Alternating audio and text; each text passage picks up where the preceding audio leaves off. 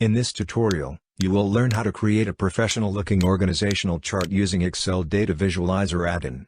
The tutorial provides a step-by-step guide to prepare your data. Open the add-in, select the data range, choose an organizational chart layout, customize the chart, and save and export the chart.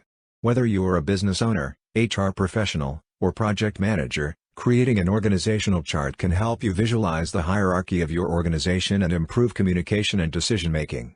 This tutorial focuses on the use of slicers and charts in Excel to streamline data analysis and create custom data presentations.